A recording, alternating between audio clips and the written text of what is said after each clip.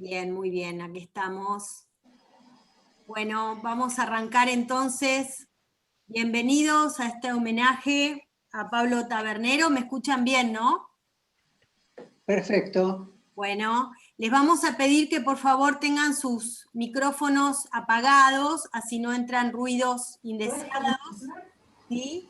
Y les vamos a contar que en este homenaje están presentes Eduardo Montes Bradley, es el director de la película Buscando a Tabernero, que está desde Estados Unidos. Está Henry Weinstein, que es el hijo de Pablo Tabernero, que ahí lo conocimos. Y también el productor Rodolfo Durán, desde acá, desde Argentina, Buenos Aires. Y queremos agradecer muy especialmente a instituciones que se sumaron para este evento. Esas instituciones son ADF, Movimiento Audiovisual Platense, Revista Caligari y el Museo del Cine. Muchísimas gracias a Paola Risi, Paula Félix Didier, Marcelo Galvez y Mauro Lukasiewicz. Gracias a todos ellos porque fue muy importante poder reunirnos y encontrarnos y, bueno, que llegara la información, ¿no? A todos quienes les podían interesar. Bueno, quiero comentarles que la película Buscando Taberneros se estrena el jueves 26 por Cinear TV. Va a poder verse el jueves 26 y el sábado 28 a las 20 horas y va a llegar a la plataforma Cinear de forma gratuita el viernes 27 hasta el 3 de diciembre y luego el jueves 10 va a volver en alquiler. Así que bueno, estas son todas las posibilidades que tenemos de ver la película y también de que se sumen público a ella. Bueno, muchísimas gracias a todos los que están aquí y bueno, le damos la palabra a Eduardo Montes Bradley que nos va a comentar sobre la película. Bueno, muchas gracias, Cintia, y quiero agradecerles también a los que están acá presentes, al eruditísimo Pablo De Vita, al amigo Paraná Sendros y a Diego, que lo veo por ahí. No los veo a todos, pero sé que están. Y por ejemplo, por supuesto, el honor que significa tenerlo a Gramático por acá. Y a tantos, hola, y a tantos otros que no alcanzo a distinguir. Veamos, quiero empezar por el principio. Para mí, Tabernero era un misterio como para muchos otros. De hecho, yo estaba en contacto con el hijo por una vinculación domiciliaria, porque vivimos en el mismo pueblo. Pero yo no había hecho la asociación de que su apellido, Weinstein y Tabernero, eran el mismo.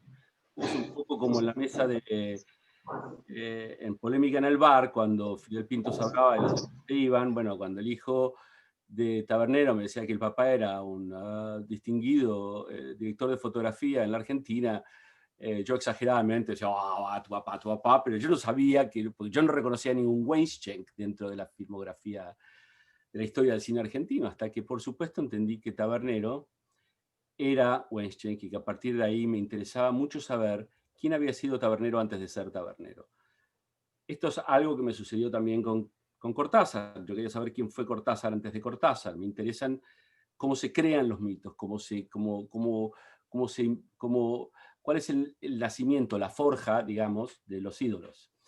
Me parecía muy interesante el cambio del nombre, que es una transliteración o traducción textual. Weinstein quiere decir más o menos tabernero, según las interpretaciones. El primero, el más interesado, no solo fui yo, sino su hijo, Henry, que había nacido, curiosamente, 9 meses después del estreno de Prisioneros de la Tierra, con lo cual suponemos que ese estreno fue para celebrar. Él y yo nos embarcamos, él fue el que me contrató inicialmente para hacer la investigación, y nos trasladamos a Berlín, a buscar la casa natal y los antecedentes de quién fue, dónde nació, cómo fue su situación socioeconómica, política antes de la República de Weimar, durante la fiebre española de 1918-19, la revolución de 1918-19, que lleva de alguna manera al primer exilio de Tabernero, a la edad de 8 o 9 años, que es un exilio infantil. Él se traslada a Arosa, en Suiza, donde estaba su padre, que sufría de tuberculosis. Su padre va a morir a los pocos años. Él queda al cuidado de la familia paterna en la ciudad de Mainz. Nos trasladamos a Mainz, buscamos los antecedentes de sus estudios y ahí descubrimos los primeros selfies, las primeras fotografías que él había hecho con una cámara de cajón que, vaya, dicho sea de paso, hoy está en manos de Pablo Tabernero hijo, que vive en Woodstock, en la ciudad de Nueva York. Esos fueron sus primeros pasos. De ahí él se traslada a Berlín. Y llega a Berlín en un momento extraordinario. Él llega a Berlín en el momento en que se estrena Metrópolis. Es donde empieza una nueva era del cine con sonido. Y en el apogeo de lo que es la República de Weimar, un periodo constitucionalista muy singular, entre el imperio y la llegada del nazismo al poder. Durante ese periodo él se forma, y se forma junto a los mejores. Se forma junto a la gente del Bauhaus. Todo esto es importantísimo entenderlo, para entender qué fue lo que hizo él después con Carlo Hugo Christensen, para entender lo que hizo con Soffici. Él estudia en el Instituto Lete, es un instituto de niñas, de mujeres. La debe haber pasado muy bien porque fue uno de los primeros varones en incorporarse a las clases. Y eso va a tener mucha influencia en él más tarde, porque él es quien habilita a la primera mujer para estudiar cinematografía en los cursos de SICA, que era Eva Landeck.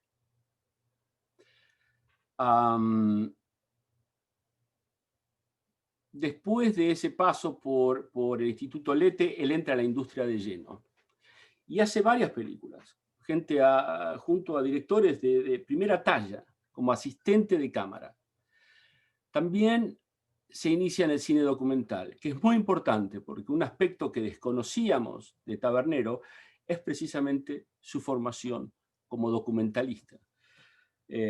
Por razones que vamos a aclarar más adelante, cuando se dice que Fernando Birri, de quien fui amigo, era el padre del cine documental argentino. Bueno, si Fernando es el padre, Tabernero es el abuelo, porque en realidad fue Birri quien lo contrata a Tabernero para enseñar en la Escuela del Litoral y transmitir parte de su gran experiencia documental en Alemania con los cinematografistas soviéticos y en Cataluña, en Barcelona, durante la Guerra Civil. Después de esto, él va a trabajar con uno de los grandes creadores de la fotografía moderna y del cine moderno, que es Werner Graf. Y junto a Werner Graf, él es un asistente de cátedra, de la cátedra de Graf, en la Escuela Reimann. La Escuela Reimann, que es poco desconocida para nosotros en Argentina, fue más importante que la Escuela Bauhaus, en Berlín, durante el mismo periodo. Primero porque ingresaba divisas a un país quebrado. Bauhaus solo tomaba alumnos alemanes. Reimann tomaba alumnos de todo el mundo, de Estados Unidos, de Francia, de Inglaterra, de España. Viajaban a la Academia Reimann.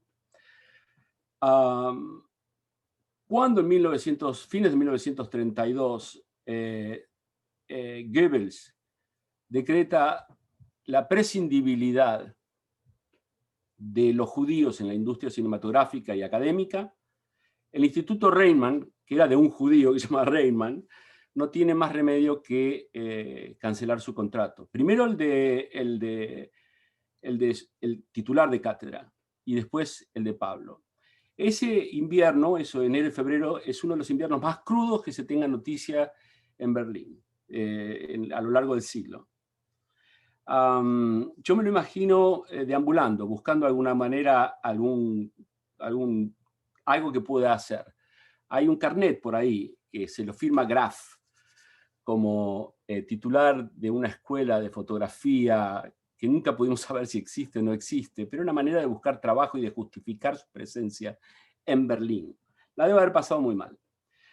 Un buen día cae la Gestapo, no, la SA, que son los camisas pardas, al departamento donde vivía Tabernero con su hermana, y donde tenían, como se decía en mi época, guardado a un compañero de trabajo. La perdón, la SA no lo encontró a Tabernero, pero lo encontró a este muchacho y se lo llevaron, nunca más se supo nada de él. En ese momento la hermana baja, busca un teléfono público y le advierte a Tabernero lo que pasó. Tabernero se escapa. Vía París, llega a Barcelona. Segundo acto. En Barcelona es muy interesante porque él llega en tiempos de la Segunda República Española. Es un periodo constitucionalista, igual que la República de Weimar. Apogeo de la cultura, exaltación de las artes, subvenciones nacionales al cine, creación de un cine nacional. Trabaja en las primeras películas sonoras españolas, producidas por las empresas fundadas por judíos alemanes emigrados.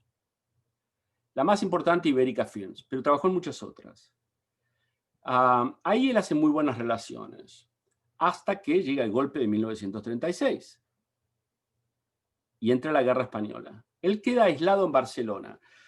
Muchos de ustedes saben que en Barcelona la guerra civil, en Cataluña la Guerra Civil Española no fue entre la izquierda y la derecha, sino entre las izquierdas, porque Franco llega a Barcelona con el furgón de cola, llega al final de la guerra. Pero la guerra se da básicamente entre los distintos sectores de la izquierda. Esos sectores de la izquierda estaban divididos por manzanas. Esto me costó entenderlo, pero finalmente caí en cuenta de que donde uno estaba viviendo era el sector al cual ideológicamente estaba comprometido. Ese sector en el que estaba viviendo Tabernero pertenecía a la Confederación Nacional de Trabajo, CNT, que era de estirpe anarquista. Cuando el legendario Buenaventura Durruti emprende la campaña hacia Aragón para ayudar a Aragón en la lucha contra Franco, se lleva a varios camarógrafos, a un suizo, a Tabernero y a 3 asistentes, de los que yo tenga noticia. Todas las imágenes que nosotros hemos visto, incluso las imágenes usadas por Ken Loach en Tierra y Libertad, al principio, para reclutar voluntarios para la guerra española, son imágenes que salieron o de la cámara del suizo o de la cámara de Tabernero. Con el tiempo nos vamos a ir dando cuenta cuáles son las imágenes del suizo y cuáles son las de Tabernero. Para eso está esta imagen que creo que les puede mostrar ahora Cintia, que es un pequeño cortometraje, el último que él hizo en España, a punto de escaparse. ¿Lo puedes mostrar? Sí, un segundito.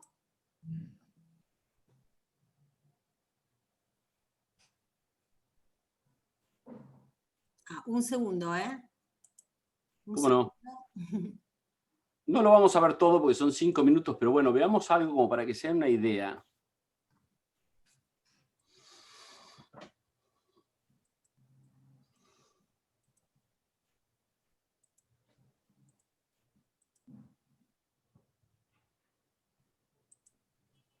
Mientras tanto voy aclarando.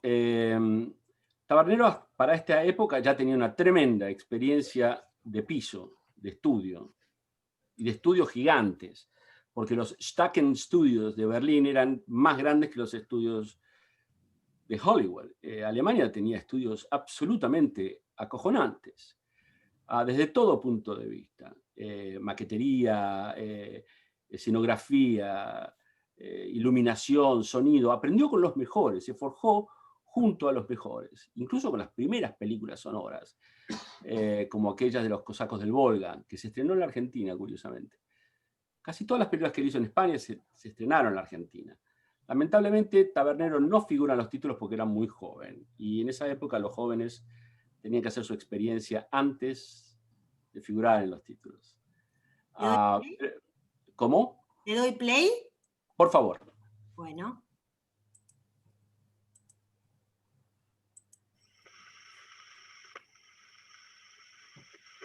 Yo no la estoy viendo. ¿Pueden verlo? Yo no, pero bueno, no importa, la sé de memoria. ¿No lo Sí, ven? lo vemos, Sí. pero tiene un sonido muy bajo. Yo lo vi hoy también. Ahí lo veo. Bueno, ¿ves? Ahí figura cámara Pablo, música y argumento y dirección Ferran. Ferran era un anarquista prominente, y cámara Pablo. Sonido Voz de España, que es de la Confederación Nacional de Trabajo, y los laboratorios son los de la Confederación General del Trabajo. Ahora, lo que vemos en esta película, que es interesantísimo, es una mezcla extraordinaria de lo que es el cine alemán y el cine panfletario que vino después. Esa escena del policía que acababa de pasar, el manejo de las sombras y del blanco y negro, es muy burda en lo que respecta al sentido de la propaganda, digamos, pero esa era la inocencia del periodo, del tiempo. Lo que no cabe ninguna duda es que Tabernero deja España con el conocimiento de que la cámara forma parte del cuerpo, que es algo que nosotros no sabíamos. Él entiende que el movimiento del cuerpo y el movimiento y la cámara en la mano son fundamentos narrativos. Y él es el primero que los expone en el cine industrial argentino. Y voy a decir una herejía, y es que los movimientos de cámara de Prisioneros de la Tierra no pueden ser atribuidos a otro más que a Pablo Tabernero, porque Don Soffici, el florentino, era un hombre de una muy vasta cultura, pero de muy escasa experiencia en ese sector. El que resuelve cinematográficamente las tomas fue indiscutiblemente Tabernero. Para mí, en mi mente no hay otro. Lo cual nos lleva a pensar en la importancia que tiene en el futuro darle el crédito que corresponde a los directores de fotografía como autores. Creo que es una barbaridad y que debería enmendarse. Cuando termina la película esta película que están viendo ahí, es un llamado a las armas, el último llamado a las armas cuando la revolución agoniza. Él filma la película pero no responde al llamado. En realidad se monta a un carguero de naranjas y se escapa, con destino a Holanda. El carguero es interceptado por un barco pesquero con una ametralladora oxidada de la flamante armada falangista, y don Pablo Tabernero termina momentáneamente detenido en Marruecos. De Marruecos lo liberan, va a Algeciras, y de Algeciras vuelve a Holanda. Ahora, cuando él llega a Holanda, y esto es muy curioso, le preguntan, ¿de dónde viene? De Barcelona. Nacionalidad, alemán. Religión, judía. El hombre está en el horno, es decir, tiene que ser comunista, porque todos los comunistas que venían de España eran alemanes judíos refugiados durante el Tercer Reich. Así que inicialmente lo detienen por presuntamente comunista, cosa que no lo era. Pero una vez más cobra sin comerla ni beberla. Lo sacan de ahí familiares. Él vive un año a la deriva en Holanda, buscando algún lugar a donde ir, lo que hacían todos, buscando visas. La visa de Inglaterra se la niegan, porque el cupo estaba saturado. La visa de México se la niegan. La visa de Argentina, presumiblemente, se la nieguen, y ahora les voy a decir por qué. Y la visa de Estados Unidos se la niegan por un tema muy interesante. Pablo Tabernero, no lo sabía él, creo yo, creo que su hijo concuerda conmigo, aunque no lo debe haber sabido. Hay una película que se llama Furia sobre España, que es una película de propaganda anarquista que se estrena en Nueva York. Se estrena en junio de 1937. Evidentemente es un panfleto político, no cabe duda. Y el New York Times dice, un excelente panfleto político de uno de los bandos, evidentemente muy poco balanceado, con un excelente trabajo de cámara de don Pablo Weizsäcker. Ahora, en ese momento los anarquistas, sobre todo que los anarquistas norteamericanos que estaban en Barcelona, sobre todo una tal Emma Goldman, que fue posiblemente la que haya producido esa película, la tenían muy mal con el FBI y con las autoridades norteamericanas. Es muy posible que a Pablo Tabernero no le hubieran dado la visa por su presunta vinculación con esa película. Él llega a Buenos Aires, y ya estamos llegando al final de mi película, cuando el protomito se convierte en tabernero, cuando Weinstein pasa a ser tabernero. Su primera película es Nace un amor, una película con Luis Zaslavsky. Sabemos que Luis Zaslavsky es un hombre muy culto, es una película, es un musical, va a tener una extraordinaria prensa, en donde la prensa lo compara con von Bemberg y otros más, y habla muy bien de este iluminador alemán recién llegado. Pero 4 semanas antes del estreno tiene lugar en el Luna Park un encuentro de 25.000 nazis con el brazo levantado celebrando la invasión a Austria de Hitler. Pablo Weinstein rápidamente saca cuentas y dice, pero ¿cómo? Si en este país hay solo 3.000 alemanes, los otros 22.000, ¿de dónde son? Esos otros 22.000 eran 22.000 argentinos, simpatizantes del Tercer Reich. En un inicio, que hubo muchos simpatizantes al principio. El diario La Prensa publica un artículo diciéndole a los alemanes residentes en la Argentina que mantengan un ojo abierto porque se han infiltrado judíos enemigos del Tercer Reich. Es decir, otra vez sopa. En ese momento, Pablo Weinstein se dirige a las oficinas que tenía Lumiton.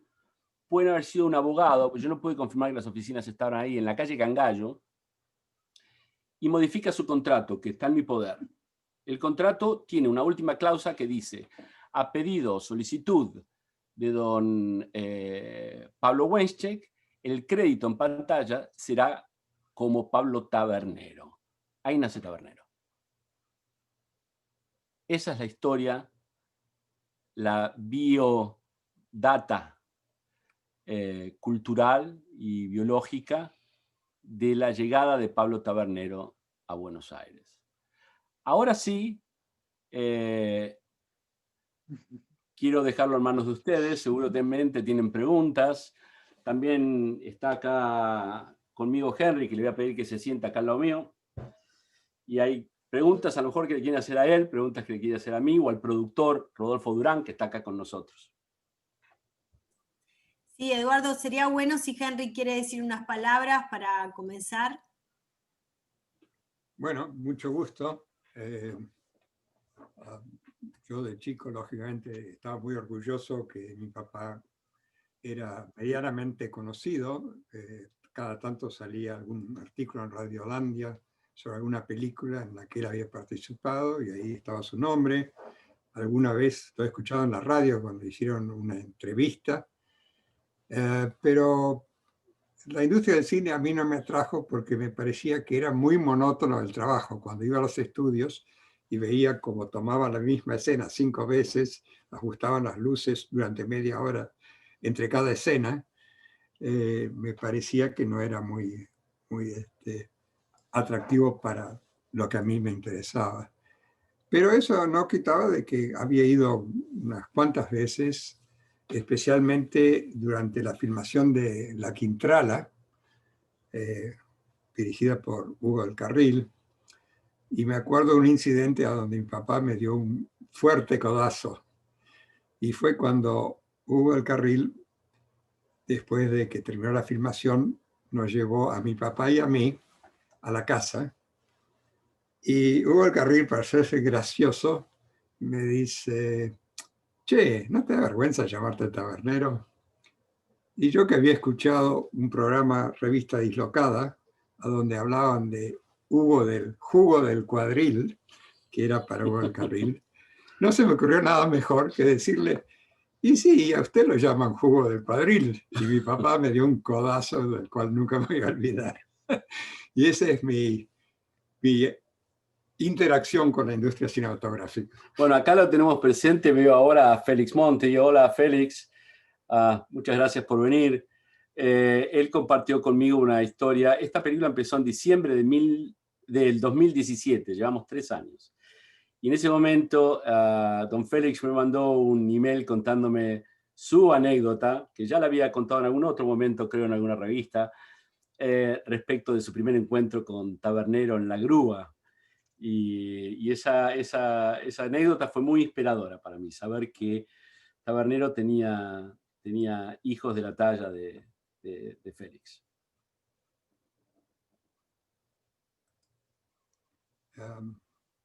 Bueno, por favor, si alguno tiene alguna pregunta, nos avisa por el chat y podemos hacer preguntas a ambos. También queremos contarles que, bueno, está ausente Ricardo Aronovich porque, bueno, él está en este momento en Trouville-sur-Mer, en Normandía, y allá es muy tarde en la noche, así que no pudo estar aquí. Pero bueno, tenemos un fragmento de la película también, con el encuentro entre Eduardo y Ricardo, que es muy, muy interesante, y también textos que mandaron Juan Pablo de Sanso y también Félix Monti para estar presente en este homenaje a Tabernero. Bueno, podemos pasar a alguna pregunta, si alguno quiere, o comentario. Me alegra ver a Paola Ricci ahí, que habría que hacer una película con los antecedentes formidables de los que charlamos la vez pasada sobre el origen de tu familia, ¿no? Qué maravilla, qué historia formidable. Y cuánta gente que nos ha ayudado tanto, que veo aquí a Diego Terótola, por ejemplo, también, pero damos la bienvenida a algunas preguntas. Me imagino que las habrá. Bueno, Mercedes pregunta cómo hiciste la investigación, o sea, quiere saber sobre la investigación que terminó siendo esta película. Sobre la marcha. Yo tengo 2 aficiones. Una es el cine documental y la otra es la jardinería. Y los jardines no se terminan nunca. Los documentales tampoco. Uno empieza haciendo un sendero, planta un árbol, después dice, es muy chico, habría que poner uno más grande afuera. Después te das cuenta que en realidad el perro está empeñado en destruir esa planta con sus deposiciones y que los gatos se cuelgan de una determinada rama y entonces lo vas moviendo. A mí me resulta sencillo, te diría, escribir un esbozo de lo que yo creo que voy a hacer. Después, sobre la marcha, en el viaje, en el avión, en el tren, en el auto, en el monopatino, lo que fuera, es algo muy distinto, porque la gente con la que te encontrás, yo a la gente la veo como semáforos, luz verde, luz amarilla, luz roja. Con algunos tengo precaución, con otros voy para adelante, con otros paro antes, como con con José Saer en París, cuando me dijo que ni me atreva a entrevistarlo si lo estaba entrevistando también a Vargas Llosa. O sea que hay quienes te dan luz verde y quienes te dan luz roja, y quienes, como te decía, hay que tener precaución. Pero mi trabajo es un trabajo de investigación que se resuelve sobre la marcha.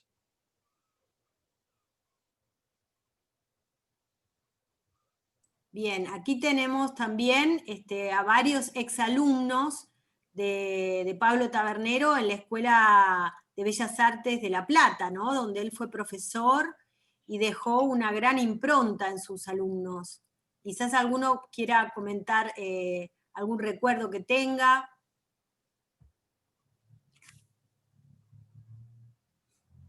¿Alguien recuerda algo de la noche de los bastones largos? Nunca supe. Supimos que coincide el fin del ciclo lectivo en el mes de diciembre de 1966 con su cuarto exilio a los Estados Unidos en enero. Ahora, la noche de los bastones largos fue en junio, creo. Junio, ¿no? Él se acuerda, a mí me la contaron. Creo que quería decir algo Eduardo Chapa. Por favor. Que se conecta el sonido. Ay. Sí, es un detalle, una pequeña anécdota de un excelente profesor. Todos estábamos ahí tan pendientes de él. Y para nosotros era la primera vez que nos hablaban de un termocolorímetro. Resulta que nunca pudimos mirar por el telecolorímetro que él tenía, porque le había cambiado la lente para su dioptría. Él era muy corto de vista. Entonces, bueno, veíamos el pituto ese, pero era imposible mirar, porque no sé qué graduación tenía, pero era todo borroso, ¿no? Y él se reía.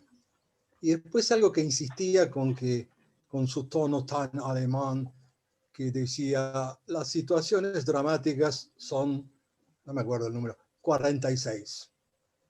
El hijo que mata al padre, daba 3 o 4, y no hay manera de inventar más. Me acuerdo de esas dos cositas que, qué sé yo, que Bueno, como me resultan muy regalo, graciosas hoy, ¿no? como regalo a su recuerdo le voy a mostrar 3 objetos. Y no es que yo fuera, no es que yo fuera fetichista. Va el primero.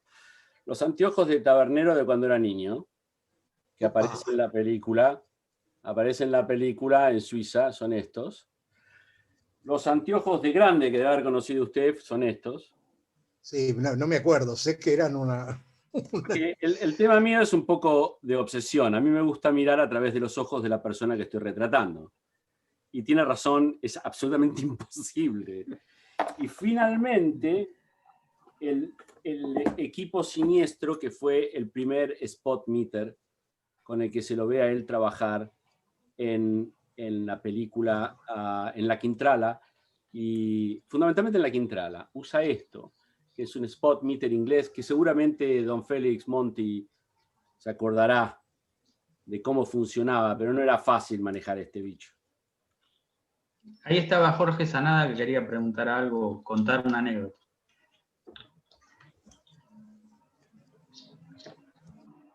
Bueno, buenas tardes a todos. Muchas gracias nuevamente por esta reunión. Lo que quiero contar, me entusiasma lo que contó Eduardo Chapa, con quien fuimos compañeros en La Plata. Yo en esa época estudiaba física, porque no sabía que había una carrera universitaria de cine, que fue siempre lo que me había fascinado desde niño. Estamos hablando mucho antes de que la televisión fuera conocida así en todo el país, ¿no? Y entonces usábamos en primer año de física la regla de cálculo, que era bueno, es todavía es una regla con una especie de pequeña regla, como según las necesidades, pero digamos de unos 15, 20 centímetros, que tenía infinidad de escalas, y tenía como una guía que transversalmente recorría esos 20 centímetros, y entonces iba relacionando una escala con otra, bueno, lo que fuera. Pero yo estaba, cuando entré en la Escuela de Cine de La Plata, fue el segundo año de física, por esto que comenté antes, porque primero no sabía que existía, etcétera. Y entonces tenía ya un manejo de la regla de cálculo. Y don Pablo, que era una persona, fue uno de los grandes maestros que nos enseñó, yo creo, también a pensar, aquellos que teníamos la paciencia y no nos asustábamos con con toda esa apariencia que decía Eduardo, que era un hombre con un acento terriblemente raro para nosotros. Por ejemplo, de Orson Welles, que era uno de los directores que amábamos, y él también, él decía siempre Welles, Orson Welles, ¿no? Entonces, primero nos costaba, digamos, asociar... en alemán sería Orson Welles, ¿no? No sé. Claro, pero él tenía, digamos, una gran confianza, como lo queríamos tanto, porque era un hombre ya grande en su momento, entonces era como una persona que queríamos mucho, le llevábamos cosas, y tenía una manera de comer y ya bastante desinhibida, ¿no? Entonces, a su vez eso nos distanciaba un poco. Pero la anécdota que quiero contar es que él decía, iluminar es ver. O sea, ¿cómo ve? ¿Viste? Porque la luz, dice él, viene hacia el ojo, pero la conciencia de qué es la luz, cómo se maneja, para qué quiere iluminar, usted me preguntaba, ¿no? Entonces, bueno, te hacía llegar en un instante a qué era lo que vos querías contar con la película, la imagen que querías lograr, ¿no? Pero muy sintéticamente. Entonces él decía que la luz también salía de nosotros hacia el espectador, hacia el que iba a verla, etc. Entonces nos enseña, a mí por lo menos me enseñó a amar la luz y a darme cuenta de lo que veía simplemente, ¿no? Y a saberlo ver. Entonces dice, no hace falta esto. El aparato que él, con el cual nos aterrorizaba y fascinaba era el brillómetro, porque él decía, el fotómetro mide la intensidad de la luz, pero el brillómetro mide la intensidad del brillo, que es lo que en realidad importa a la impresión del negativo. O sea, y cómo eso ya tiene que tener una forma artística o una forma expresiva. No es simplemente que imprima, ¿no? Sino qué quiere usted imprimir en la persona. Bueno, todas estas... Jorge, yo no sé si usted sabe que en su juventud no era un hombre muy dado a las matemáticas, Sí. pero de adulto estudió matemáticas. No, también he dado las matemáticas, tenía buenas notas de matemáticas, donde tenía malas notas era en latín, en griego, sí. Ese tipo de cosas. No, en matemáticas... Pero él se perfecciona en matemáticas. Él sigue estudiando por su cuenta, era autodidacta de matemáticas durante muchos años, y estudió mucho más matemáticas luego de la educación formal, y sabía álgebra, trigonometría, todo eso perfecto. Claro. Sí. Sí, además otra persona de la que él nos hablaba mucho era Humboldt, un gran naturista, que yo, qué sé yo, hay una calle acá en Buenos Aires, bueno, no quiero extenderme mucho más, pero a lo que quería ir era que él tenía frente a esta gran devoción por la tecnología y los instrumentos, también yo digo que creía más todavía en el talento y en la intuición y en la intención de las personas, ¿no? de los artistas, digamos. Él tenía una doble, digamos, vara, en el buen sentido del término, para estar en los extremos de esto, ¿no? Sí. Él iba con el que quería escucharlo, porque mucha gente, no sé, estaba apurada haciendo otra cosa. A mí me encantaba hablar con él, apenas llegaba, bueno, porque él no vivía en La Plata, obviamente, entonces iba todo el día, digamos, o a la mañana, a mediodía, y se quedaba porque daba en distintos niveles de la carrera, y se quedaba mucho, entonces yo me quedaba con él, o sea, íbamos al bar abajo, y ahí por eso le digo que le gustaba comer y todo esto yo sabía. Yo tenía un cariño con él, no sé, tal vez por eso de la regla de cálculo, porque él me decía, me distinguía por eso. Pero a lo que voy es que él decía, usted puede, siempre nos trataba de usted. Nunca me tuteó, a pesar de que éramos jovencitos nosotros, porque con eso yo creo que él nos elevaba, no es que nos distanciaba. Bueno, no importa. La cuestión es que él dice, usted puede con esto, con el brillómetro, que era un artefacto carísimo, además eran los primeros que salían, Spotmeter era la marca de eso que usted mostró, eso es previo al brillómetro. Sí, es previo, es previo. Bueno, además la Quintrala fue una, y el señor, el hijo que está acá, debe haberse acordado, fue una superproducción argentina que tenía, se filmó, en realidad la historia transcurría en Chile en un terremoto de la cordillera del lado de Chile, porque era una historia chilena, pero en realidad había un terremoto en el estudio, había fue muy una superproducción desde el punto de vista técnico también. Así que el señor, si a lo mejor se acuerda de toda esa preparación, y por eso don Pablo estrenaba el brillo, el spot meter, ¿no? Que era eran instrumentos carísimos, pero a la vez decía, usted también puede medir, aunque le falte la regla de cálculo, tiene los ojos.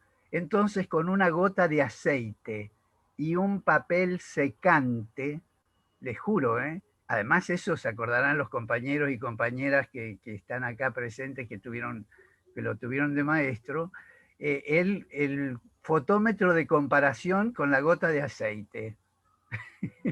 Entonces, él me decía, usted, el ojo suyo le va a decir si esta mancha es el doble de oscura que aquella, o la mitad, o esto, lo otro, y entonces en esa relación, él nos hacía ver en la cara de los actores esta diferencia, que si uno afinaba la luz, más o menos, aunque no tuviera la regla de cálculo, ya sabía qué diafragma iba a tener que usar con tal luz, con el fotómetro, para medir el brillo, que era lo que llegaba al objetivo. No, eso es todo lo que quería contar. No, es muy enriquecedor, porque además esta película estuvo de alguna manera asignada por la pandemia. Primero por la pandemia que lo mandó a él a Suiza, que es la de 1918, y después por la pandemia que me impidió a mí hacer tomas que yo quería hacer. Por ejemplo, yo quería sobrevolar los campos de batalla en el Ebro con el dron, ir a fotografiarlo, y después volver a la Argentina y encontrarme con mucha gente que desafortunadamente no pude. De hecho, el día que llegué a la Argentina, finalmente, tardíamente, llegué para ir a la Chacarita por la cremación de don José Martínez Suárez. Me estaba esperando para compartir historias. Eva Landek también había... Es decir, fue una carrera contra el tiempo, contra la pandemia, contra las dificultades que no estaban... que eran totalmente imprevistas, ¿no? Pero me alegro de haberlos reunido ahora, por lo menos acá, y tenerlos quién sabe, quizás sale un libro de anécdotas taberneras para el futuro. Tenemos, Eduardo, a Clara Zapetini, también tenemos a Félix Monti, está, bueno, ¿quién más está por ahí? Gabriel Bajarlía, Sí, músico. Pepe Gramático, Marcelo Galvez, que es miembro del movimiento audiovisual platense, una figura clave para convocar a todos los exalumnos de Tabernero, Marínez Teisei, no, dije mal el apellido. Sí, hola, bienvenida. Bueno, también Paola Rizzi, por supuesto, Martín Sicardi, Pablo De Vita, del Museo del Cine, periodista de cine, Nilda Gallardo se acaba de unir, Paraná Sendros también está conectado, Rodolfo De Nevi también, así que bueno, quien quiera compartir una anécdota para ir terminando este homenaje, nos gustaría escucharlo. Ahí está Clara, ahí está la señora Clara. Díganos. Y yo quiero, buenas tardes, gracias al realizador, gracias a Henry por haber aceptado de hacer este homenaje, no el de ahora solo, sino la película. Quiero aclarar que Nilda Gallardo se está ligando, entró desde Italia, está en Mestre, Italia. Me parece importante aclararlo, porque por eso está la N y a último momento. Es una pena que todavía no haya podido ver el material, pero de alguna forma se lo vamos a hacer llegar. Yo quiero decirle al realizador y al hijo, primero quiero preguntar, antes que me olvide, ¿cuántos hijos tuvo finalmente? Porque la foto que está al final del documental es hermosa, pero no alcancé a contabilizarlos. ¿Cuántos son? Es la que está en la playa Bristol, en Mar del Plata. Es la que está en el grupo. Bristol, okay. La Bristol, Siria, y otra color al final. En Estados Unidos, ok. Esa foto...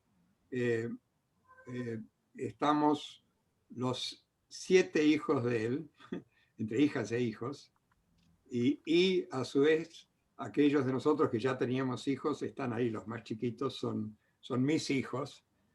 No sé si los otros hermanos ya habían tenido hijos, creo que no, pero sí, y muchos ya estábamos casados con las esposas, y sí, 7. Hay un hijo que estudia cine, hay un nieto que estudia cine.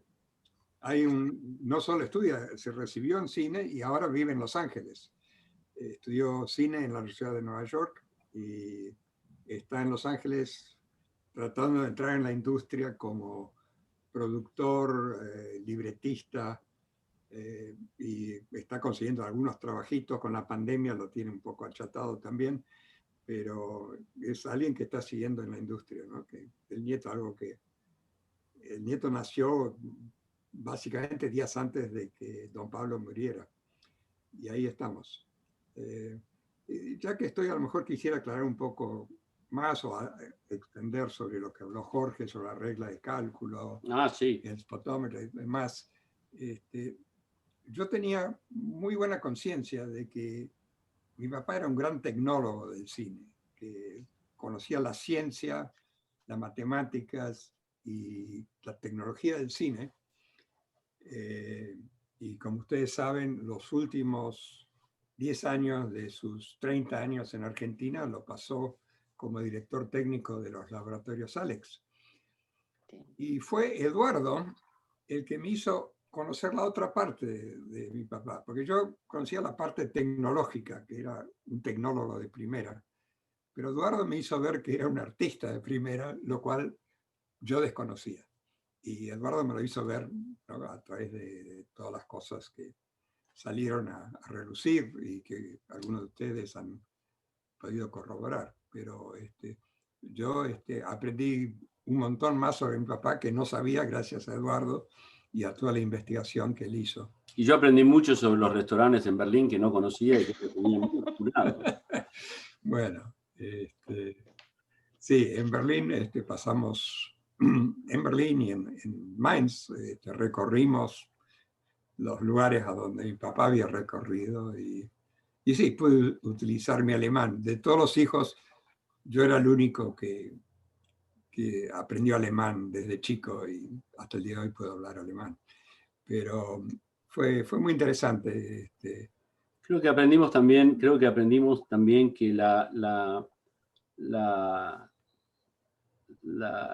el trasvasamiento pedagógico de generación en generación no se termina. Y que es muy interesante pensar en estos términos. Pensar que Ricardo Aronovich lo va a visitar a Pablo Tabernero en Nueva York porque tiene una pregunta que le hace un director europeo, que pudo haber sido Truffaut o Bertolucci o cualquiera de los directores con los que él trabajó, y que Tabernero le aporta a una solución que él tiene en mente. Con lo cual, ¿qué es lo que está viendo en todo esto? Como lo estamos viendo en ustedes también.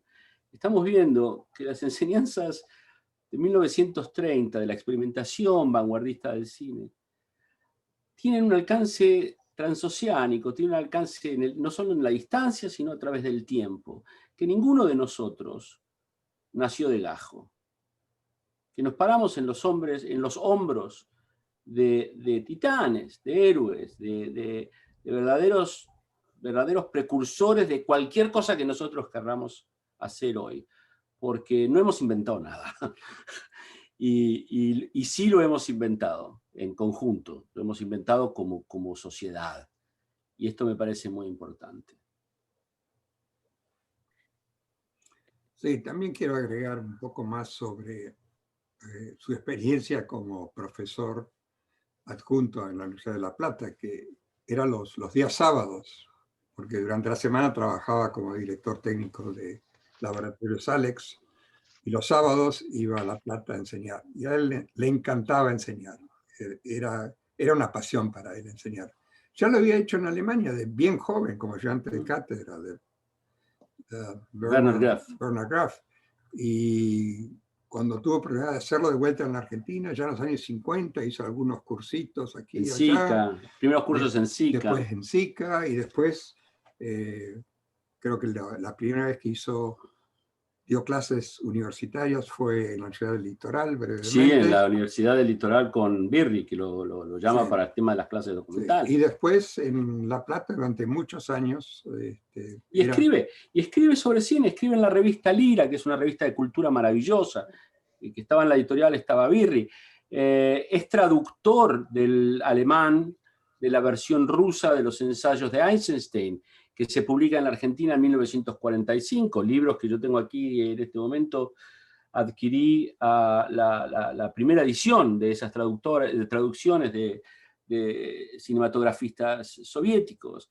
Escribió un ensayo extraordinario, por ejemplo, y esto no se conoce, sobre el gabinete del doctor Calegari, que se lo publican en Estados Unidos. Su interés es el interés de un hombre del Renacimiento, son ilimitados. Y creo que eso es muy importante también tenerlo en cuenta. No es un tecnócrata. Eduardo, aquí Marcelo Gálvez quiere hacer un aporte. Por favor. Dale, Eduardo. Hola. ¿Cómo le va? Le quería comentar en relación a esto que hablabas vos de este traspaso generacional del conocimiento.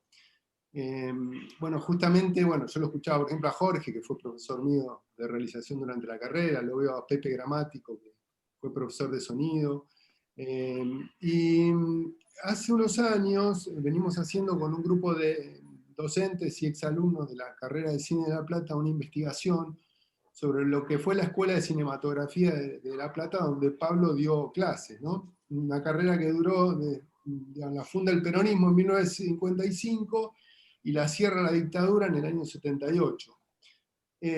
Y a partir del proceso de investigación lo que realizamos fue una serie importante de entrevistas con muchos protagonistas de aquellos años, profesores, alumnos, y lo que a nosotros nos llamaba mucho la atención era la referencia permanente a Tabernero cuando se hablaba de lo que se hacía en el aula. Claro. El plantel docente de la escuela era prácticamente toda la generación del 60 o gran parte pasó por la escuela. El que no tenía una materia daba algún seminario, digamos, pero fue realmente un centro de...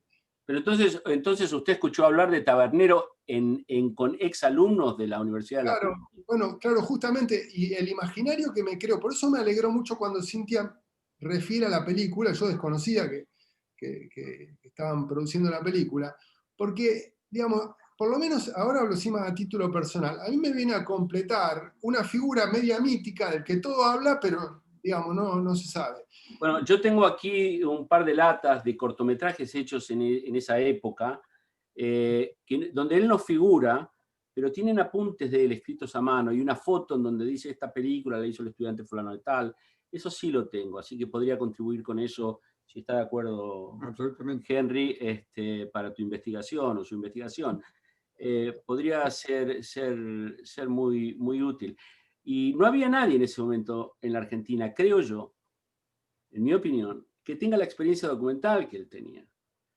Claro. Mirá, yo, digamos, por ahí para animarlos a hablar un poquito, pero me acuerdo relatos de entrevistas concretas que hicimos. Bueno, Clara, algo estuvo comentando recién, Clara Zapetini, pero Eduardo Comesaña o Jorge de León o Pepe Gramático nos han contado anécdotas del interior de las clases, o sea, de cómo se trabajaba, que realmente estaban buenísimas, algunas de ellas muy emocionantes. Me acuerdo, por ejemplo, la de Jorge de León.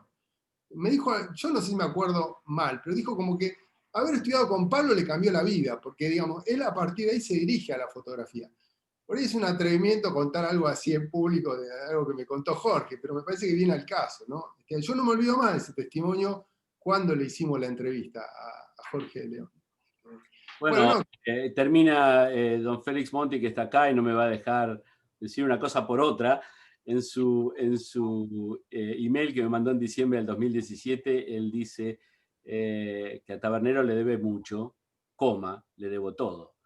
Es decir, voilà, ¿no? Y lo mismo Ricardo Aronovich, que se expresa, que se refiere como a Tabernero como prácticamente como un gurú, como un sensei. También existe la posibilidad de que estemos romantizando un poco la figura, pero es cierto que es una época en donde existían estos paradigmas de la docencia. Clara está levantando la mano. ¿Quiere ir al baño o va a hacer una pregunta? ¿Qué pasa si digo las dos cosas? No, en realidad, yo quiero pedirles, por favor, a Jorge de León y Eduardo Comesaña que hablen, porque son los testigos. Y no sé si María Inés fue alumna de él también, porque ella también es directora de fotografía, pero realmente a mí me abrió la cabeza. Yo tengo un trío que es Tabernero, Héctor Cartier y Roland nos enseñaron a mirar y a pensar de otra manera. Pero los que se especializaron en fotografía fueron Jorge, Eduardo y María Inés. Bueno, ella después contará su experiencia. Pero en realidad quise participar para sacudirlo a Jorge de León y a Eduardo Comesaña, a ver si se atreven. Bueno, a ver quién levanta la apuesta de hacer esa película. Alguien la tiene que hacer allá. Tal vez Marcelo Gálvez, producida por Rodolfo Durán, o Rodolfo Durán, producida por Marcelo Gálvez. ¿Quién sabe? La estamos haciendo, Eduardo, estamos en proceso, así que bueno. Me alegra mucho. Cuenten con nosotros para lo que sea, porque hasta aquí llegué yo con Tabernero. Acabo de entregarlo al puerto de Buenos Aires en una mañana luminosa del 27 de octubre de 1937. Ahora es todo suyo. Está ahí levantando la mano, ahí creo que es...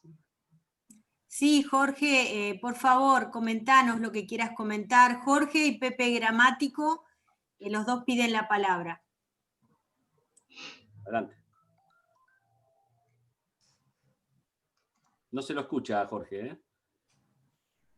Está enmudecido. Está muteado. Ahí va. Como dice. Perdón. A ver si ahora me escuchan. Ahora sí. ¿Sí, no? Bien. Bueno, no, simplemente quería acotar una pequeña cosa que me llamó la atención cuando hay esa separación o calificación del director de fotografía como un técnico. Y yo digo que el director de fotografía es un art técnico, es artista y es técnico. Claro. Esa es la mejor definición que yo veo en un director de fotografía. Por otra parte, con respecto a don Pablo, como se lo solía llamar, cariñosamente diría yo, era un hombre que era muy apacible, que transmitía una tranquilidad muy grande cuando él enseñaba. Y siempre iba como diciendo con su acento a los aspectos prácticos y daba una explicación de la parte técnica.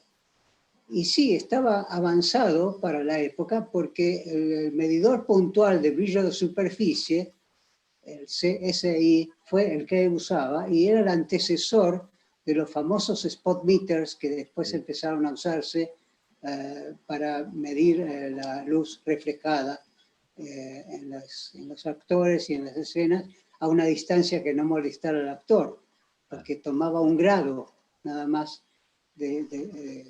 digamos, de ángulo desde una distancia bastante apreciable o desde la cámara misma. Sí, hay una foto de Tabernero con ese adminículo inglés era de fabricación inglesa, frente al actor en la Quintrala, y parece que está a punto de hacerle una endoscopía. Yo me hubiese asustado. Porque... Bueno, a lo mejor eso se debía a su miopía, pero... No, porque miraba por el... Sí, bueno. Y era más o menos... No es por... Pero la foto está a disposición de ustedes, pero el tipo está así. Ajá.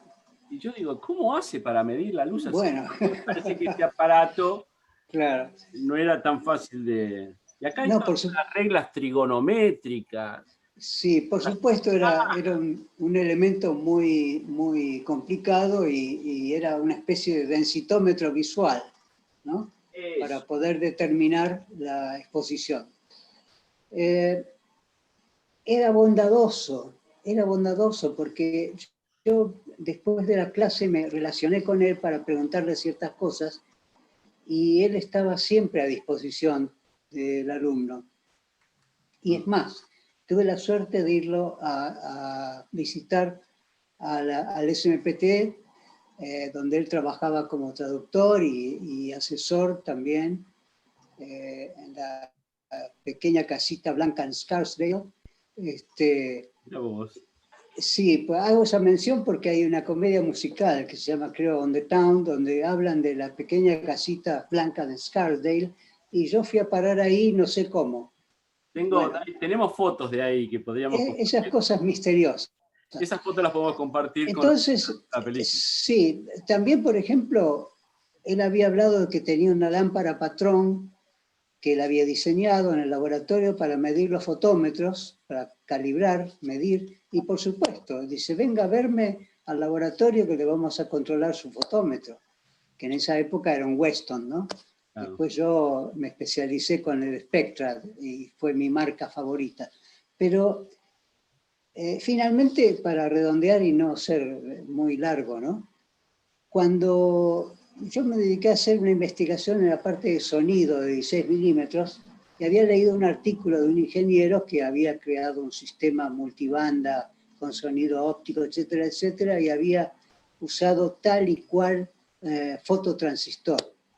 Bueno, y cuando yo lo fui a ver, de las 2 o 3 visitas que yo le hice allá en Nueva York, le digo, mire, yo quisiera, en la Argentina no hay, quisiera conseguir este fototransistor. Dice, bueno, no se preocupe. Cuando yo volví de mi viaje de filmación, meses después, él ya tenía 10 transistores para mí, que por supuesto no me quiso cobrar, ¿no? Y no es que estuviera nadando en dinero, porque era un hombre de modestos recursos como alguien que llega a los 60 años a los Estados Unidos y tiene que empezar. Claro, claro, pero bueno, quería mencionar sobre todo eso porque era muy, muy bondadoso. Esa es la imagen que yo tengo de este hombre, de tanta calma, de tanta explicación que él daba y repetía si no entendíamos, etc. Muchas gracias por... No, por favor, gracias a usted. ¿Les habló alguna vez de las playas de luz?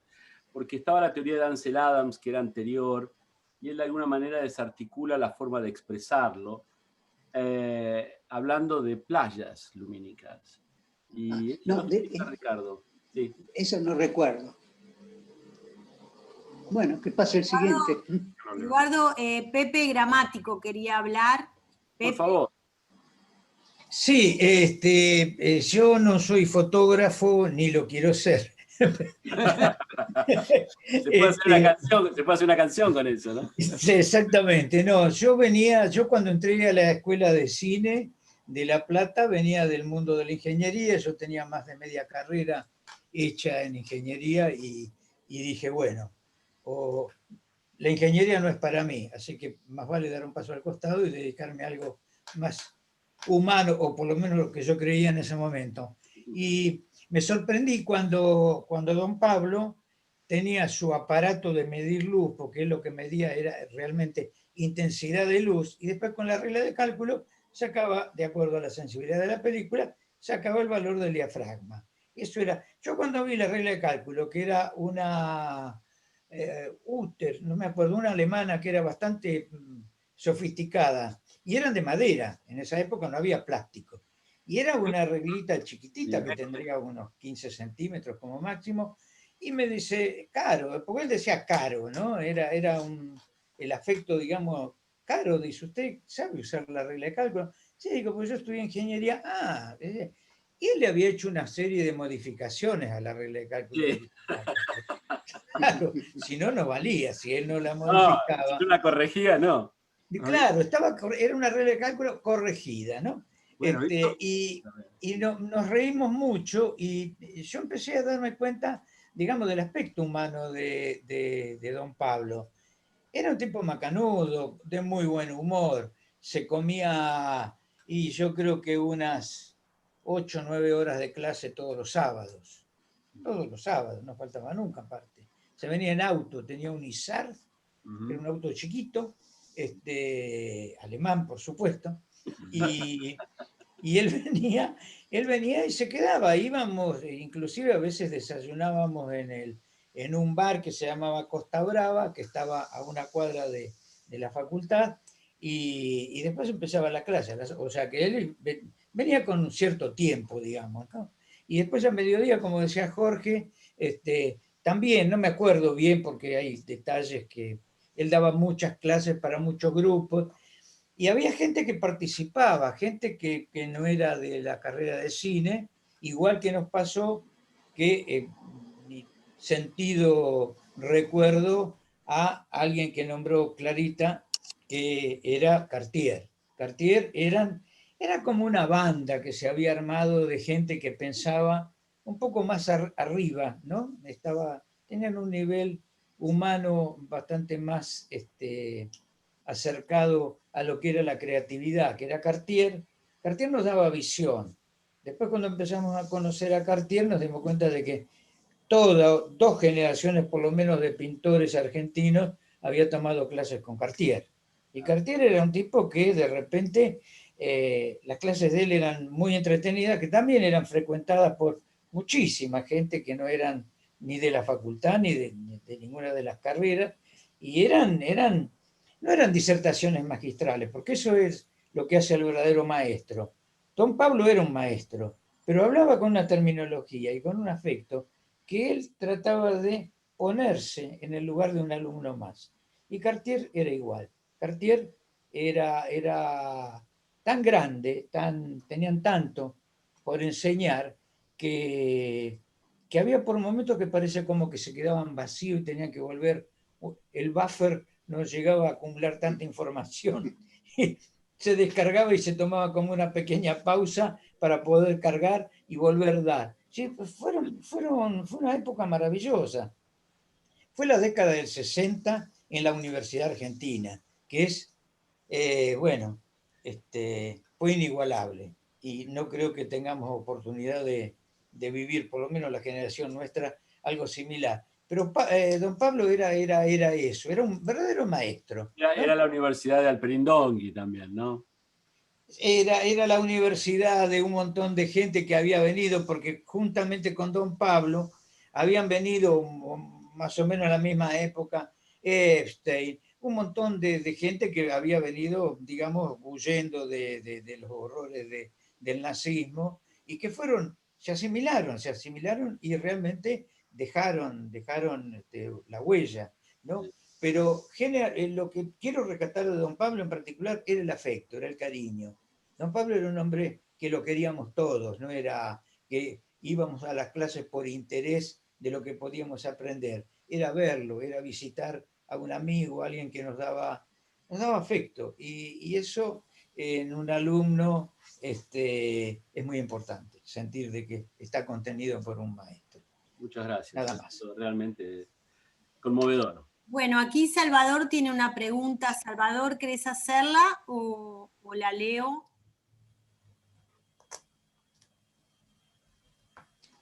Salvador. Sí. Parece, sí. Sí, no, perdón, buenas noches. Buenas noches. Que tenía la consulta, ya que bueno, están ustedes acá, y quería saber si Tabernero después del 66 no tuvo ninguna oportunidad o ninguna posibilidad, o intentó venir de vuelta a la Argentina para realizar algún trabajo. No, trabajo no, hizo alguna visita y en un momento le hicieron un homenaje en el Festival de Mar del Plata, no me acuerdo en qué año, que lo emocionó mucho y que fue, pero no hizo más nada en Argentina. Alguien mencionó antes el trabajo en el SMPTE, the Society of Motion Picture and Television Engineers, de la cual era miembro desde el año 39, claro, ya en la Argentina. Y fue uno de los editores de la revista de ellos, que se llama The Journal. Era editor, traductor, también, lógicamente, el sentido de esa sociedad es más bien técnico, estuvo muy envuelto con la tecnología, con todos los avances de la nueva tecnología electrónica, representó a la sociedad en ferias profesionales en Alemania más de una vez, y hizo ese trabajo durante 30 años. Bueno, 25. vivió 30 años más en Estados Unidos, pero trabajó con el SMPTE hasta que había ya cumplido los 72 años. A los 72 se jubiló y entonces, para entretenerse, creó su propia agencia de traducciones, a donde tradujo material técnico y científico del inglés al castellano, del francés al inglés, del alemán al inglés, y se entretuvo con eso. Y también no solo trabajó como traductor por su cuenta, sino que también terminó trabajando como intérprete. Y como intérprete iba a los juzgados, a donde lo llamaban, a donde había gente que hablaba nada más que español y hacía falta que interpretaran. Y llegó un punto, como ustedes lo mencionaron, él era una persona que se hacía querer. Y empezó a hacerse querer por los jueces. Y los jueces, cuando veían que él aparecía, ya se sonreían, ya estaban contentos de que iban a tener un buen intérprete en ese caso. Claro. Hay una página en toda la historia, para que sea creíble, hay alguna página media oscura, me gustaría compartirla ahora. Él es contratado con la desarticulación del cine nacional después de la caída del peronismo, porque entra en quiebra y ya todos sabemos lo que pasó. Él va a trabajar a Alex, contratado por Conio, ¿cómo se llama? Conio Santini. Conio Santini. Tras la muerte de Conio Santini, heredan la generación más joven. La generación más joven no tiene el aprecio por Tabernero. De hecho, le congelan el sueldo en medio de la inflación y lo dejan tecleando, que es cuando era maestro de ustedes, y lo dejan tecleando. Y en esa época, Tabernero le advierte en carta a uno de los directivos, que era Sandro César en esa época, le advierte que los negativos de la década del 30 y 40 corren peligro porque no pueden guardar en la misma habitación el nitrato con el celuloide, y le da un plano de cómo hacer la habitación, con paredes de 30 pulgadas, etcétera, etcétera, para aislarlo. Él se va en enero del 67, habíamos dicho. En el 69 tiene lugar el incendio que termina con la mayor parte de los negativos de sus películas y de la de tantos otros. No quiero ni pensar lo que habrá pasado por su cabeza, porque ¿de qué sirve decir yo te lo dije, no? Cuando ya está, ya está. Y ahí se perdió muchas de sus películas que hoy no podemos ver en negativo simplemente porque no prestaron atención a sus advertencias. Y las advertencias fueron muy claras por parte de Tabernero. Pero esa generación que estuvo a cargo en ese momento era un poco arrogante, si se quiere. Creo que María Inés quería contestarle a Clara. Gracias, Diego. Sé que se está yendo Diego. Sí, Diego se tuvo que ir a dar clases, pero dejó un afectuoso saludo para todos. María Inés, ¿estás por ahí? Sí, estoy acá. ¿Me escuchan? Sí, perfectamente. Sí, perfectamente. Okay. No, Clara, bueno, en principio un gran gusto verte, aunque sea virtualmente, me alegra muchísimo. Y no fui alumna de él, lo conocí justamente por mis maestros, ¿no? O digamos, la gente con la que yo trabajé y aprendí. Que digamos, el Chango que está acá presente y Bubi Estañaro, por ahí de Nevi también. Y tuve el gusto de ver todas las películas de él, pero hace muy poco vi en el Malva la remasterización de Prisioneros de la Tierra y fue un...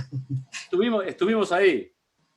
Ah, claro, sí me acuerdo. Estuvimos en esa muestra. Es un pasaje de ida esa película, sí. de esa manera. Bueno, ahora, si usted los ve los documentales hechos en las trincheras y en las riberas del río, de Tabernero corriendo con la cámara, y los milicianos adelante, y el otro que le apunta, y la granada que le cae al lado, y él se corre y explota, entonces uno empieza a entender cómo el cine ficción empieza a incursionar en el documental con esa película que es Prisioneros de la Tierra. Eso es lo que para mí es extraordinario de esa película.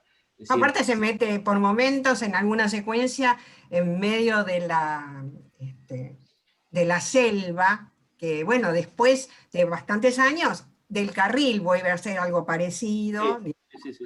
Sí. Pero fue como algo muy de apertura, ¿no? En todo sentido, digamos.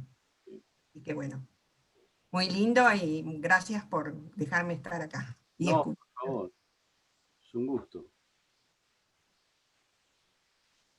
Bueno, ¿tenemos algún otro testimonio? Félix, Monty, ¿querés hacer un comentario? Te vemos allí.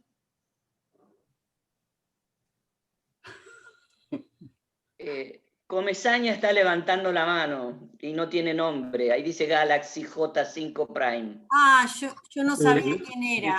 Es extraterrestre. Ok. ¿Cómo es? No te equivocaste, lo es. Es el nombre de Guerra de las Galaxias, ¿no? No, es un teléfono. Ah, es un teléfono. Claro. No sé, yo soy un Mac. Yo no lo veo desde acá. Ah, aquí está. Yo me toca a mí. Sí, Félix. Bueno, no, yo tengo una experiencia con don Pablo, digamos, que sería como una aparición en un mundo fantástico. Porque yo tendría 14 años o 13 años cuando entré en los estudios San Miguel en la filmación de La Quintrala, justo en la secuencia del terremoto. Es decir, eran los escenarios montados sobre plataformas que se deslizaban con ruedas y al separarse las plataformas producían la grieta que cruzaba toda la calle. En ese momento el techo del estudio San Miguel era como una selva de faroles, luces que caían de un lado para el otro. Y cuando me presentó Carmelo Logótico, que era el cámara, a don Pablo, lo primero que le dije, digo, no sé, yo nunca voy a poder entrar acá en esta selva. Y él me dijo, no es una selva, es un solo punto, un punto de apoyo donde vos comenzás a razonar el resto de las luces. Todas las luces se van relacionando con ella. Es decir, es un solo punto, no mires 100. Mira uno, el principal, y ahí empieza tu razonamiento. Y ese fue mi primer golpe. Ahí dije, bueno, gracias, don Pablo. Voy a ver si puedo. Bien que pudo, ¿eh? Bien que ha podido. Gracias.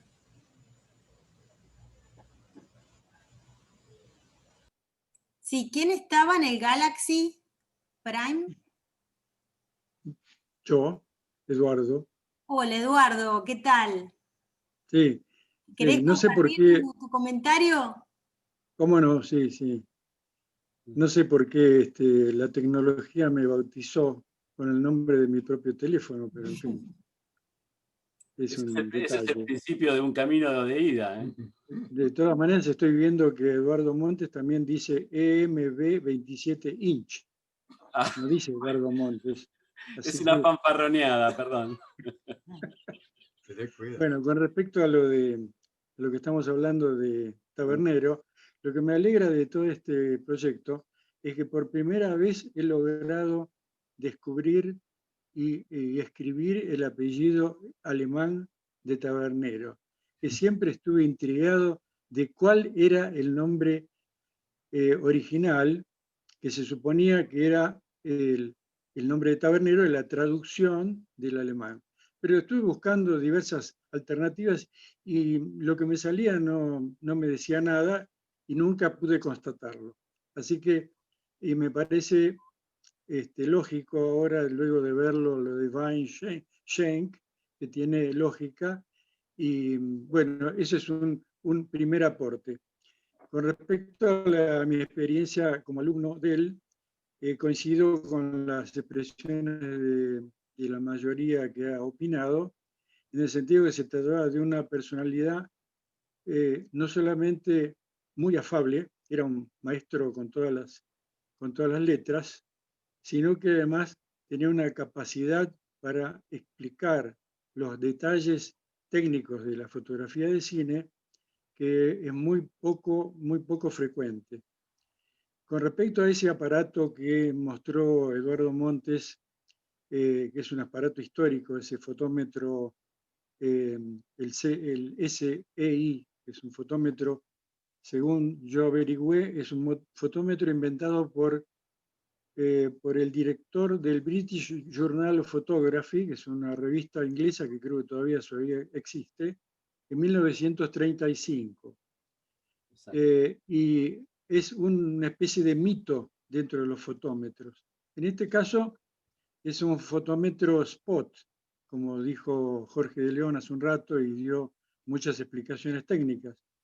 Y siempre me llamó la atención porque visitando estudios y viendo trabajar a otros directores de fotografía, siempre me dio la impresión de que el director de fotografía en cine estaba más inclinado por los fotómetros de luz incidente, más que por los de luz reflejada. Es decir, acercaban su fotómetro al rostro de cada actor y medían la luz que llegaba al rostro o a la situación. En este caso, siempre me llamó la atención y lo vi trabajar con el SI en el aula nuestra, y posteriormente, ya estudiando libros más típicos de fotografía fija, me enteré que el propio Ansel Adams era uno de los que promovía y recomendaba el uso de ese fotómetro. Y recuerdo, yo tuve una correspondencia con Ansel Adams en la década del 60 y principios del 70, el primer viaje tuve y le señalé en una carta, antes de visitarlo, que tenía como profesor de fotografía a una persona que recomendaba el uso de ese propio fotómetro. Bueno, y los recuerdos que tengo son todos excelentes. Me parece que ha tenido además una trayectoria personal, digamos, increíble. Hay muchos detalles que hoy me entero de su vida anterior a la de Argentina. Y con respecto a su carrera en nuestro país, evidentemente ha sido uno de los fotógrafos más importantes y que más trayectoria ha tenido y más influencia posterior. De manera que me alegro mucho de este homenaje que se le hace hoy. Y bueno, y no tengo más recuerdos que ofrecer. No, eso me pareció que la vocación del SEI británico me pareció formidable. Yo sigo tratando de ver si lo puedo hacer funcionar y no puedo. Y con respecto a saber quién es el otro, creo que es muy importante, sobre todo para ustedes. Y parece un poco cursi lo que voy a decir, nada más ajeno a mis posibilidades o intenciones, pero uno generalmente no sabe de dónde viene el otro, ni sabe por lo que el otro pasó antes de llegar a donde está. Y creo que si todos aprendemos de esto, a ser un poco más gentiles, atentos y afectuosos con el otro, simplemente teniendo en cuenta que uno no sabe por dónde pasó el otro. Quizás esa es la experiencia más clara que me queda de este ensayo biográfico. A tener en cuenta que el otro, el que está enfrente nuestro, tiene todo un mundo atrás y uno no sabe por qué situaciones está pasando. Y a ser un poco más gentiles, sobre todo los argentinos ahora, ¿no?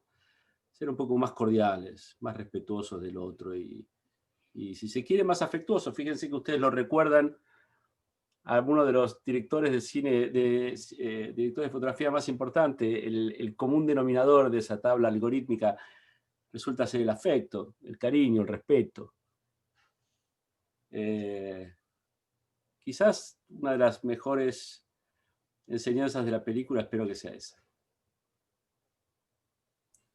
Sí, la verdad que hay mucho talento, ¿no? En esta reunión, muchísimo talento y profesionales que son un orgullo, porque al compartir las experiencias, bueno, nos enriquecen. Por lo menos a mí que estoy escuchando, me parece una maravilla tener tanta historia. Bueno, me gustaría preguntarle, pedirle a quien quiera cerrar con algún comentario, algún saludo, y después vamos a hacer una foto grupal, así tenemos una foto de todos los que están conectados hoy. ¿Qué les parece? Buenísimo. ¿A quién le gustaría cerrar con algún comentario o saludo? A Jorge. Jorge. Bueno, Jorge. Sí, Jorge de León. Yo quería decir lo siguiente. No pude ver el documental en forma completa. Estuve esta tarde viéndolo un poco a los saltos por otras razones, pero quería felicitarte a vos, a Montes Bradley, porque realmente lo poco que vi me emocionó. Gracias. Y eso es importantísimo. Así que ya antes de ver la película en su totalidad, quería felicitarte. Muchísimas por tu gracias. trabajo de investigación y por la forma, la musicalización, etcétera, ¿no? Realmente, muchas gracias por ese trabajo. No, por favor. Y gracias al músico que está acá entre nosotros, Bajarlía. Bueno. Felicitaciones a él también. Sí, señor. Bueno, también les recordamos que se estrena el próximo jueves 26, lo pueden ver en Cinear TV a las 20 horas y se va a repetir el sábado 28 también a las 20 horas. A partir del viernes 27 va a estar online en la plataforma Cinear. Esto es disponible en todo el país. ¿Sí? Bueno, ¿les parece que hagamos la foto? Vamos, ¿cómo se hace? Bueno, no, solamente todos tienen que prender la cámara y yo voy a sacar una foto desde acá. Ah, buenísimo. ¿Mm? Acá. ¿Me dieron la luz? ¿Salgo bien acá ¿salgo bien con Henry? Bien iluminados todos, seguro, ¿no? Y no sé. Sí, bien realmente. iluminados. Qué diafragma, Jorge. Pero qué no sé, diafragma. pero yo no pude maquillarme. Y bueno. Bueno, ahí va, ¿eh? Ahí va, hacemos whisky. No la saquen con flash, que estropea todo. Ahí está. Bueno, la guardamos y después la compartimos. Muy bien. Ahí Estamos está. muy agradecidos a todos. La verdad es que nos damos por compensados por el trabajo de los últimos 3 años. Muchas gracias. Muy bien. Bueno, muchísimas gracias Chao, a todos. buenas noches. Muchas gracias, Henry. Muchas Chao. gracias, Eduardo. Chao, Cintia. Gracias A ustedes. Chao, buenas noches. Buenas noches. Gracias. Chao. Gracias. Chao. Abrazos, gracias. ¿Ya?